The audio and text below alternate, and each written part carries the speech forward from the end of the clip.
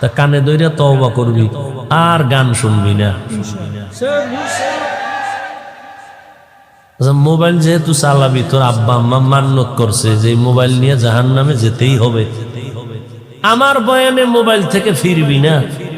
যেহেতু চালাবি, ওই মোবাইল নিয়ে জাহান্নামে যাওয়ার ওয়াদা করছুই, ফিরানো যাবে না। তবে একটু অনুরোধ করে গেলাম, আজকে বাসায় গিয়া বালিশে মাথা লাগানোর সময় তোর মনের খাহেশ মিটাইয়া যত গুনাহ করো তুই কর, তোর পিঠা তুই খাবি, তোর জবাব তুই দিবি।